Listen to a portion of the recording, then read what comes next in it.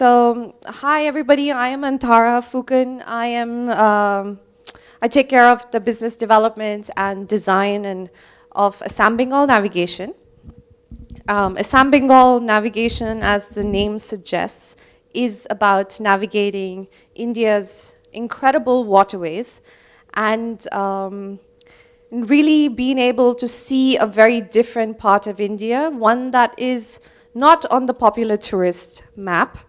And perhaps in a way, thankfully so, because now we are seeing how that can actually come into play when Northeast India has suddenly come into everybody's radar.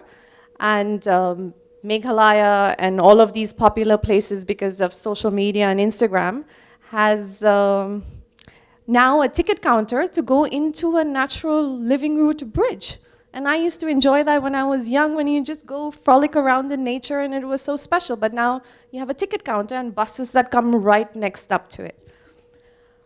So the world is very much changing, but I would like to talk to you all about really our personal journey, because we started river cruising in India way back in 2003.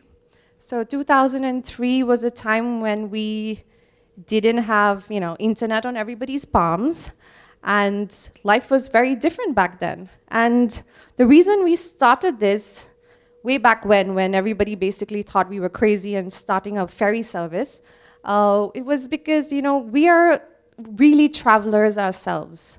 And my family has always been traveling. I have been traveling, and we knew that we wanted to come home and be able to showcase Assam in the most magnificent way, being its wonderful waterway that we've grown up with.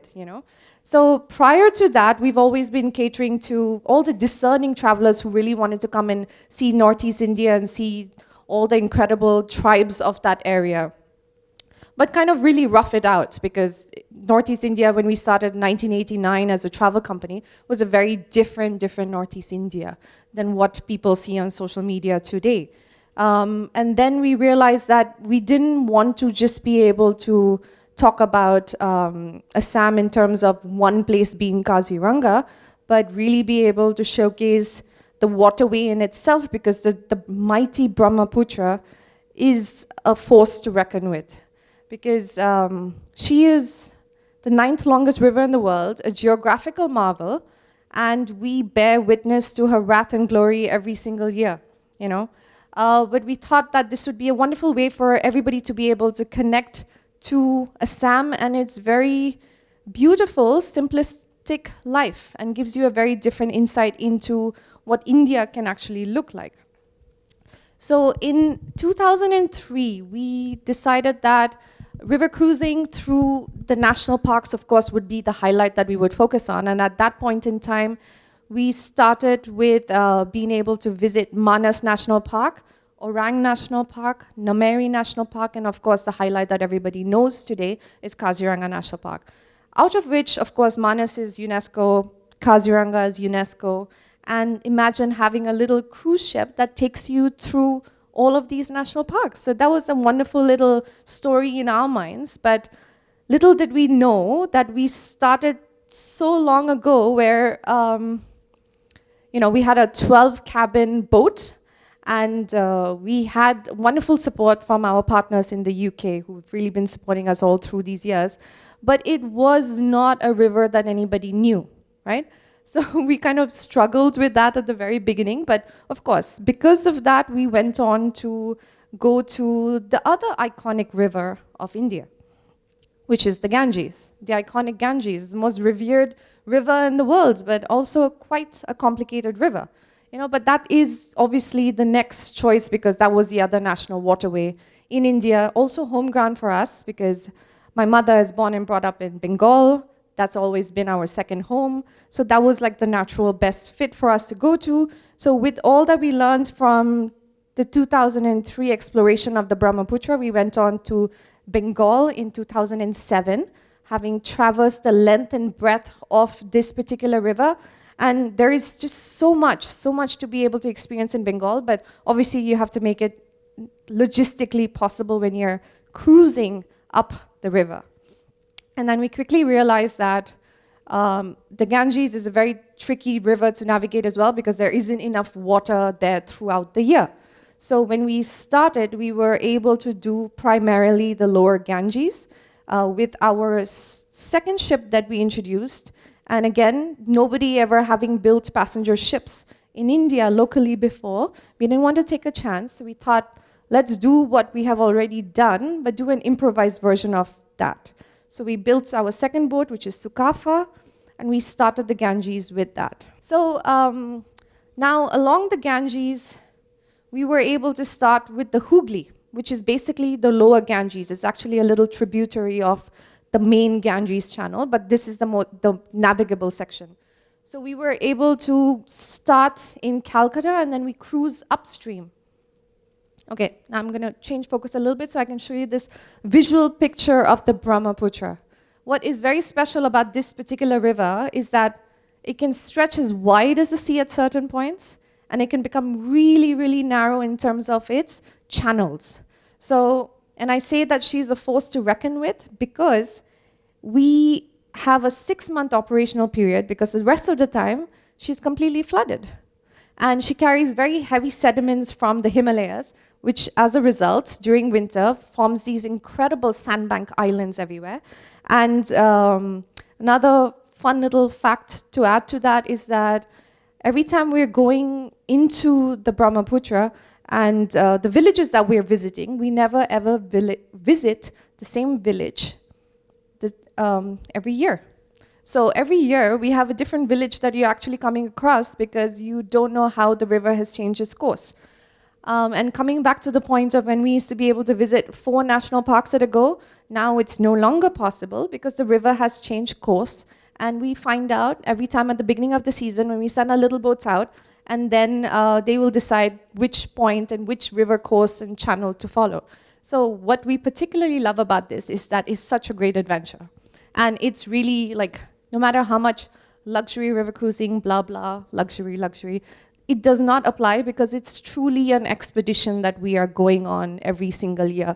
And it's fun for us. It's also fun for the guests who really get to experience that little journey because sometimes you can come across a channel that we're like, very dicey. So we send our little country boats out. Then you do the old school measurements of the bamboo being thrown into the water, and we do the measurements and see which channel that we can go ahead or not.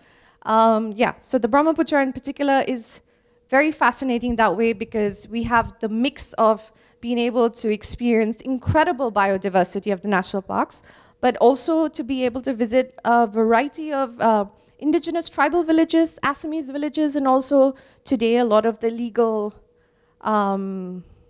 immigrants that have come across.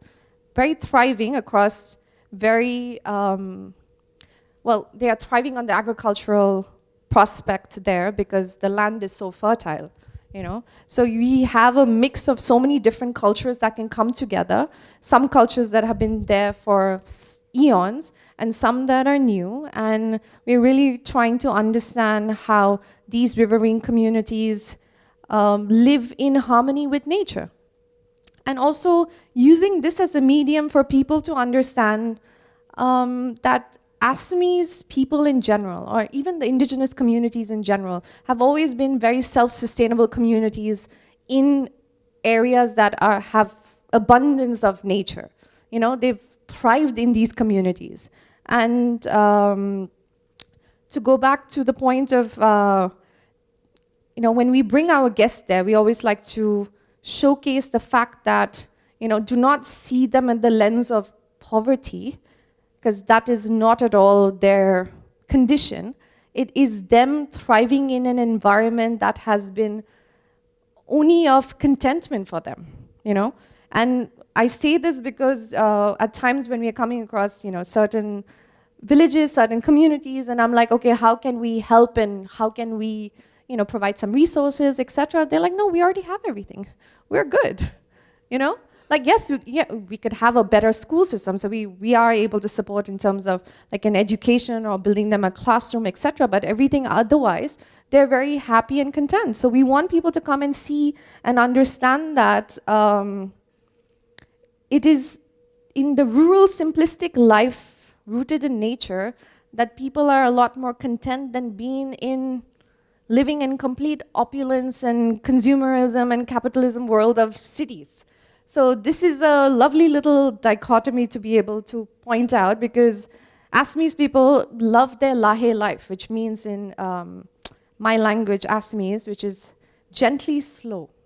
So this Lahe Lahe life is our way of being there, you know? Okay, I could, yeah. So can we go to the next, sorry. Behind the scenes, so I'll just quickly show you some visuals of the lovely Brahmaputra. Yeah, so our experience of river cruising has been really to be able to connect our local brand ambassadors. So it's our local crew that we have handpicked from all of the villages that we visit as well. And they have been with us for like over 20 years now. And they basically are the show of the experience. So they are connecting our guests to the local communities. And because we have been very conscious of how we are going to be building a relationship with all of these communities that we visit, you know, especially in Assam, like this year I'm visiting one village and maybe I'll be visiting the very same village 2 years from now. We don't know, but like we are there to be seen not as intruders, but to be welcomed there with open minds, and them looking at us as us adding value and showcasing how they live and how they have thrived in that nature that has been a success for them. So they take pride in that. So we invite our guests to participate in that experience, you know. So they come in like, another thing to point out again is that most Assamese households would have weavers. A lot of the Assamese women are weaving their own clothes, and you'll find that just going into the villages. So when the guests come and especially, you know, interact with the women, because they're always much easier to interact with, and they come and they showcase like what they have done for that month and what they have worked on, and they, you know, sometimes they come across like a community festival, or maybe just, you know, the 100-year-old birthday of their village elder, etc. And they get completely welcomed into that experience. So everything has a very authentic surprise element to it that I can never build into a program. So in terms of our itinerary, we are covering a lot of the highlights, but we also, you know, the element of surprise comes into like which village are we visiting today and what do they have to offer and how they live in akin to nature differently and in their own way. So we are really learning a lot from how they live their lives. And that in addition to what we are doing with our foundation work as well. So 5% of our proceeds goes towards our self-funded foundation, where we are looking at 3 pillars of education, community development, and of course the environment. And this is something that we have been able to formalize in 2017, something we've always done, but we felt that it was better for us to formalize it now. So we have more actions and everything set in place for that. I'm losing my trail of thought. I'm sorry, because I'm like looking at this and I'm like saying something. So I'll just quickly show you the map, because, you know, maps are important. And just to kind of make you understand of the navigable stretches of both the rivers. So the Ganges, of course, has a much longer navigational capability, but yet we are not able to go all the way up to the upper Ganges because there isn't enough water throughout the year. We are only able to do this in the months of August and September, right at the tail end on the monsoon. And but you know, we do this exceptional experience because you can wake up to the Varanasi Ghats and sail beyond to Chunar Fort, and you also get to see Ganges, you know, besides the iconic city, you get to see rural life of Ganges, which is absolutely, truly lush at that point. You know, a little bit of a sticky time at that point. But we start, I mean, our popular itinerary basically starts in Calcutta, and we're going all the way up to Farakka Barrage. So Farakka Barrage is basically where India divides its water between themselves and Bangladesh, and which is why the rest of the year we don't have enough water there. So we're doing Calcutta to Farakka, which is a 7-night journey, and then Farakka to Patna is another 7-night journey, and then Patna to Varanasi, and then Varanasi back to Patna, Patna back to Farakka, and then Farakka to Calcutta. We stay at this particular stretch, which is a 7-night itinerary throughout the year, the operational season, which is basically from mid-August to about mid-April on the Ganges. Whereas the Brahmaputra, we have an even shorter timeline where we start towards the end of October and end in about like the first week of May. And I will hopefully have that map that I can show you the Brahmaputra in more detail. So, yeah, so we have pictures. Okay. Brahmaputra, another absolutely stunning aspect of this river is that on a very clear winter day, you get to see the eastern Himalayas as you wake up. And I always, always remember this exceptional experience that I had on our little expedition ship. When this particular expedition ship with 12 cabins allows us to kind of switch off the second generator at night, so you're in complete silence. And when you're cruising through Kaziranga National Park, and you have just a mosquito screen on, and you wake up to the sound of the hula gibbons. These are the Indian apes. Exactly. Thank you, Belinda. And it's this haunting sound that will give you these bone chills as you wake up to that, and then the mist clears, you see the birds, and you see the eastern Himalayas. And you get to see wildlife from your ship. Great vantage point, but you get to see the rhinos, you get to see tigers. We've seen tigers swimming across the river. Do not tell the forest people. I mean, it's absolutely fantastic. And this is, again, we are completely at the mercy of the Brahmaputra River, being that we only cruise very, very gently. Also because as we're cruising upstream, it is very, very difficult to navigate the tricky undercurrents that it has. So, home to this real-life unicorn, we went from about 30 of them to about 2,500 of them, which is one of the greatest conservation success stories, which is amazing.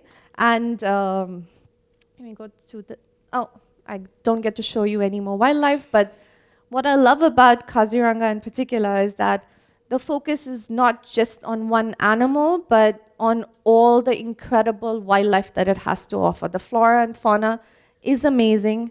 And there is just so much to see and just like be in the beauty of the forest. The Shinrin Yuku, just be in the beauty of the forest. And it's a very, very scenic, beautiful forest. Yeah. So now we have all of these itineraries, basically. These are the names. We can go to the next one. Yeah, so this is just a little bit about what life would look like along the Brahmaputra. So we really, we're inviting participation of the experience. We have all the young kids who will come. I mean, now they've seen our ship over 20 years, so they know that we're coming. And then, like, if we don't come to that particular river, everybody has a phone now, so they'll be like WhatsApping. I have somebody who's connected with me on Instagram, be like, you didn't come to our village this year. So that's really special. So okay, now we have the map. So we basically start in Guwahati, and we're cruising upstream to just about here, Kolyabor. Because after that, obviously, we're not allowed to dock because that comes Kaziranga National Park. So the Rhinos and Moors 7 nights itinerary would cover this particular section of the river, and the highlight would be ending with the jeep safaris, going into the park. And also we get to visit Nameri National Park, where we do a little bit of gentle rafting. We're doing a little walking safari, and we're covering the highlights of course, Guwahati city, and visiting a lot of the little villages along here. And when I said we used to be able to visit Manas, Orang, no longer possible, unfortunately, but maybe in a couple of years we will find out. And the next section of the river is basically going from Kolyabor all the way to Jorhat Airport, as you can see there. And that's the River Island cruise. And here we are actually cruising through the national park and also visiting the unique microcosm of Assamese culture that is Majuli River Island, home to the Hindu monastic culture of Neo-Vaishnavism, where these are male monks and their form of worship is through song and dance. How beautiful. And in fact, my family has been supporting one of these hot throws, as we call them, the monasteries, over eons now. So they have been kind enough to have the younger ones who now speak English over time. So the young monk that we have, and he's trained also two girls in it as well. So they come on board and they have a much more of a private performance, besides them obviously going to the hot throw and actually experiencing that and visiting the museum, etc. And then we have the longer section where we basically come all the way down from Jorhat all the way down to Guwahati, and that's the Brahmaputra maximum. So that's covering the entire stretch. And then we also have a little Brahmaputra taster that's going a little westerly as well as easterly. So this is the navigable stretch of the Brahmaputra. And it's more of gentle cruising, just basking in the beauty of Mother Nature, understanding how beautiful a simplistic life can be, and experiencing all of the incredible biodiversity of Assam. So that's the Brahmaputra in a nutshell. That's Majuli Island. Okay, so now we will take you to the Ganges. May I just go to the next slide? Okay. Ganges, so yes, so this is special about, of course, the Ganges cruise when you're cruising the city of light itinerary, because you are experiencing the ghats as they come to life. And no, we do not park ourselves right in front of the main ghats, because that would be completely rude for us to do so. And so we just do a very gentle cruising. We get permission to do this at around 6, 7 a.m. in the morning, I'm guessing. So we do very, very gently, so we see everybody come to life, and then we go dock in front of the Ramnagar Palace. So that's still stunning. You're waking up to the Ramnagar Palace. So we cover about 3 nights here in Varanasi, doing all of the typical highlights, and then going beyond to Chunar Fort, and then bringing them back and going towards Patna and covering, Ghaziapur, smaller little villages, going into Patna, visiting the Bihar National Museum, which is an incredible museum, second best museum in India in my books, newly done up, amazing. Yeah, but we are only able to do that twice in a year. And then the rest of the year, we basically do the historic Hooghly cruise. So I would like to tell you a little story of how we started in the Hooghly, and a little success story that I particularly love is, when we started here, again, the same story as Brahmaputra. Nobody had ever done this before. Nobody had seen, ships coming up to their doorstep and suddenly going into a village, and we have all these guests from all over the world and coming in, and they were like, oh my God, what is happening?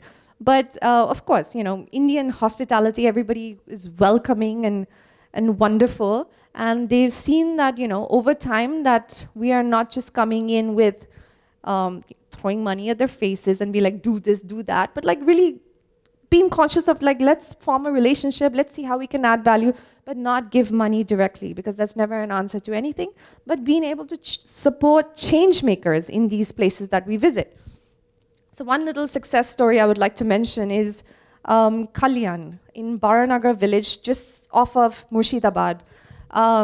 Because this young boy basically started following our group around every time that we would visit, really, tried to speak with his English, and then improved his English over time. Then we saw Kalyan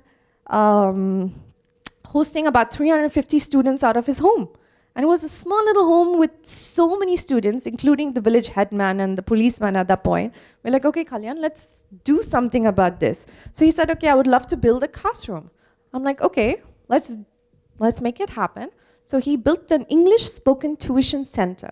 So this is not like education, but this really helps the young students of Baranagar when they meet our guests. Of course, we take them there. So these young students will take our guests out on a walk when they're not busy with their exams, etc. And you can already see that they speak English, and whatever that they have learned in their normal school, when they come into a tuition school, they're absolutely talking with absolute confidence. And that already puts them ahead of the job market, when you come with that kind of a capability of not being shy, but being, how would I put it? That, that they can handle themselves in the big bad world of the big cities with confidence. So this has been a lovely little win-win, and in fact, Kalyan has done so well that now he's built a second floor, and he's got a full computer section and everything as well. And another snippet here is that I tried to be able to do the same thing, try to go visit a women's orphanage school and see, like, I went and met the head mistress there and be like, how can we do something with you? And like, she's like, what's your agenda? I'm like, there's no agenda. I'm a woman. We have a foundation. I would love to be able to help. They're like, no, but which political party are you involved in? I'm like, oh my goodness. Okay, so basically my point here being that each river beats to its own rhythm. Each culture beats to its own rhythm. So we've quickly found out that Bengal and Assam, what applies in Assam will not apply in Bengal. What applies in one village will not apply in another village in Bengal. So let's not try to be disheartened by, not being perfect in things, but let's look at how we can support change makers instead. I can't possibly do everything in all these two rivers. And also, very wary of the fact that yes, we are fuel guzzling machines at the end of the day, and I feel terrible about that, but I'm using this as a medium to be able to highlight our two particular regions and hopefully being, in a sense, being a beacon of good tourism, or say good energy, if you will, that other people would take notice and be like, okay, maybe I could make a difference here. And in us failing to do so on certain aspects, because we are a moving entity after all, so even if I want to be able to, one problem that I struggled with is our waste management. Of course, we are segregating the waste and doing all of the necessary items, no plastic, treatment plants, etc. All of that is being taken care of. But yet, when I am giving the waste away to the local vendor who takes it away, I don't know how that is getting disposed. So now I'm actually working with a local NGO in Assam where they've actually sorted out a system on how they can do it better. So I'm trying to be able to implement that on our cruises. And then one of the biggest difficulties that we found out is that we never visit the same village twice in the same year. So even if I'm able to visit them, talk to them about waste segregation, seeing how we can actually collect all of this and dispose off of it in the right manner, then we realize that we're not going to visit this village for maybe the next 2 years. So I can only go visit this village, and I'm talking about villages that are otherwise inaccessible by road. So it's not easy to be able to collect it. So, I can do it this particular year, I can go talk about it, but all of these places need repetitive action and repetitive explanation about what they are doing, Anyway, so my point being that we figured out we can't possibly be able to do everything, but we can support change makers. And most importantly, we can help the 300 people that we support in our river cruising entity, that they can themselves be little beacons of change within their communities. So like I say, my favorite quote by Rumi is that we are just a drop in a river, pun intended, but we are actually an entire river in a drop. And if that particular drop lands with great impact, you can create a little ripple effect of change. So based on our team and all of the feedback and all of our organic growth that we've had over the years, it's really been because of the good energy of our team, and how they have been able to replay the same in their communities. I'll just step onto that. So some pictures maybe. This is Raj Mahal. This is our biggest ship to date. It's 22 cabins with 40 people capacity on the Ganges. So this ship is dedicated to the Ganges. Yeah, this is, I don't have any of the other pictures of the interiors of the ships. This is our newest ship today. This is 18 cabins. This is 36 people capacity. This is on the Brahmaputra. And this is Sukafa, my favorite little vessel, because just 12 cabins, fully expedition style. This is also on the Brahmaputra now. Okay. And we also have 2 little houseboats, little wooden houseboats, old school charm. And if you could show me some picture. Oh, I'm so sorry. This presentation has been a big fail. Yeah. So this is what the houseboat looks like. We have one with just 1 cabin and another one with 2 cabins.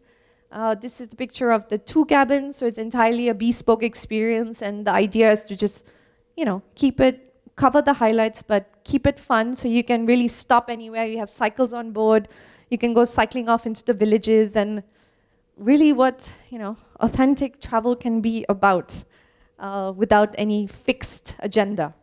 And this is another little success, I would say, in my books at least. This is my father's childhood home. This is Diflu River Lodge. There's just 12 little cottages. I think we have been able to showcase Kaziranga in a way that it truly deserves.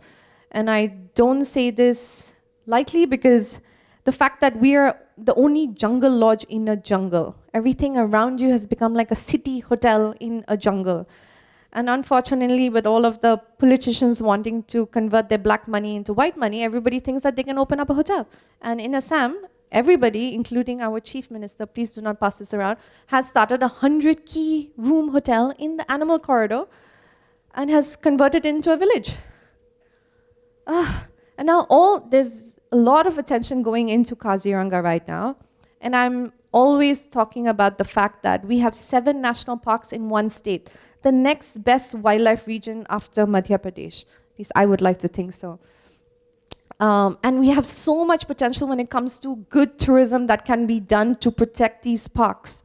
And I'll tell you one particular example of something that we also did earlier. In 2003, when we also started the cruising, we also started the first tourist lodge in Manas National Park at that point. This was after the insurgency. Manas had gone through a lot of insurgency at that point, and this is another UNESCO World Heritage Site. Incredible wildlife that was to be had earlier, but because we started bringing in, travelers from all over the world, over 15 years that we were in Manas National Park, I think the park really started to take notice of all of these people from around the world coming to their park, and they couldn't understand why. And obviously quickly realized that this is good tourism. We can actually use this as a medium for the park to thrive better. And then they decided to also copy the same model as the conservation success story. And in my layman words, basically being that they were able to convert the poachers into the forest guards. So that has been a little win-win formula, because ultimately everybody's just looking to survive and looking to make a means to live.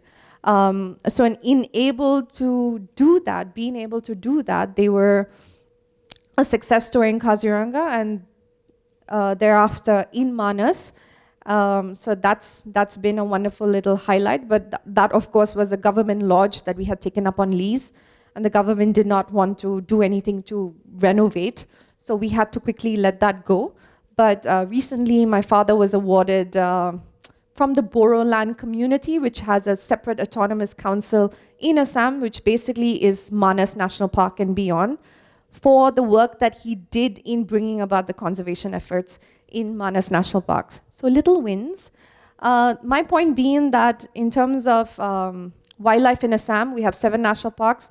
There should be some sort of dispersal of attention when it comes to wildlife, and then only then, as we all know, would good change happen in these parks. But right now, Kaziranga has about 100 hotels, and soon there might be some national highway extensions and a lot of disasters that are, coming to be, hopefully in 10 years or 20 years. I don't know how it's going to look like, but I I guess that's the world we live in today. Development, it's all about development. Could we go to the next slide? Oh, yes. So this is my little family. This is the main core team, especially Nirmalya Da here. He has been instrumental in creating our river journeys. And then we have Kunal, of course, that is Andrew, that is our partner, that's my father, my mother, and Nirmalya's wife as well. And this is very much a personal story of the transformational power of travel that has changed our lives. And we wanted to come back to our home region and be able to do that in the same way for our home rivers as well, and the people there. Yeah, I feel like I had a very roundabout way of saying so many things, but yet saying nothing at all. So forgive me, this was not at all the talk I wanted to give, and I prepared it. I even woke up at 5 a.m. this morning to prepare it, but you did very well. I blabbered. But thank you very much for joining me. So please have questions, because I think that would be wonderful. Questions, please. Yes. Are there other companies running river cruises in India? And if so, where do they stand on issues as they relate to sustainability, empowering local communities, things like that? I'm just wondering if overall, if this sector is one that is focused on responsibility, or if there are challenges in this area. That's super tricky to answer. Oh my goodness. So we have another company, which is my namesake. And again, I think it's about how you approach the matter. When we started 20 years ago, we wanted to be able to be conscious of how we were going into these villages, and not tell them like, oh my God, look at us city people, you need to change your ways of doing this. But no, what you're doing is great. We just want to invite you as part of the participation of the experience. After all, travel is about curiosity. So the guests come and be curious about these communities and vice versa. So they also enjoy that experience. But I think with the other new players in the market that are not from the region, they're not local from Assam or Bengal, they come in with their different mentalities. And one example, I would say, as you may know, North Indian mentality compared to South Indian is very different. East Indian is even more different. So, North Indian company coming into Assam or Bengal, coming in with their big heavy ways and throwing money, we try to avoid getting into the bribery game with the politics. So we have to be involved with IWAI, like dredging community, survey work, etc. You have to get all the paperwork done. But we never did it with bribes. Until today, where they would just not go ahead with that sanction until we feed them something. So these are the ways that I think East India, we have a very different mentality that we have been luckily been able to escape from for many years, but now things are changing. And I hate to say this for the people living here in Delhi, but you come in with that Delhi mentality and be like, I'll get things done, give everybody money, this and that, things change. And especially when you're going into villages as well, where if you throw money at their faces, they just get complacent and nothing is getting done. Yes, they're very happy about the money coming into their lap, but ultimately it's not about being complacent, it's about being effective in change. And for that to happen, you have to do the work. So only if they do the work will they thrive even more, right?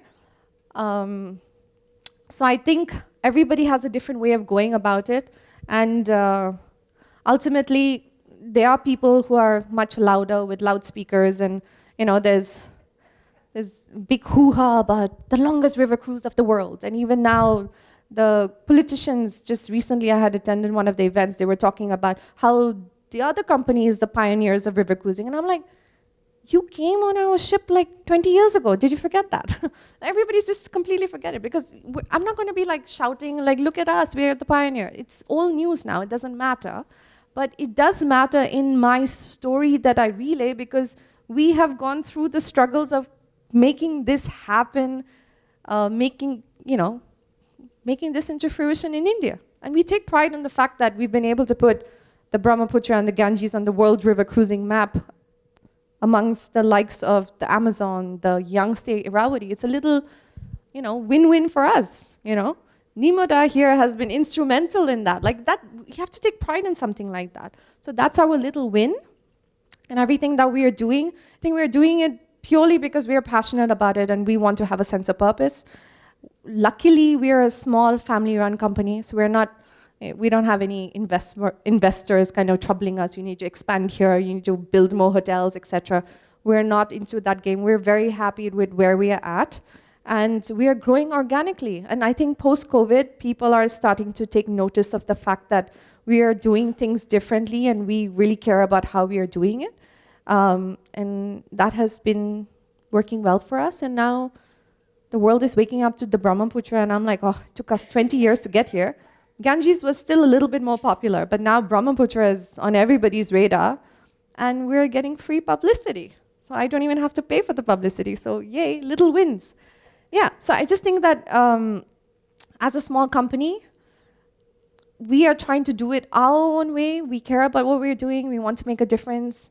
If I'm not doing it for the show, I'm doing it just purely for my mental state of being, so I can sleep better, because I know how awful the world has become, and climate change, going swimming into oceans, and there's plastic everywhere. Oh my God, it hurts me, and I refuse to have children now, because what is the world that I want to bring them to? I already have 300 people that I'm taking care of, and they're my babies and my responsibility. So right now, my objective is that everybody who is with us, part of our extended family, is happy, and so if they're in that good energy and being rooted in nature and really appreciating that life is not just about making shit tons of money and, what are you going to do with that at the end of the day? But it's just about living in good energy, and you can replay that in so many different ways through acts of kindness. And that's the only formula that I have, because that helps me sleep better at night. I blabbered on and I still don't have questions? But thank you so much for all of you being here and hearing me ramble on, and I really appreciate it, even though my presentation was all over the place. But yeah, I hope you enjoyed it nonetheless. Thank you for being here. Thank you.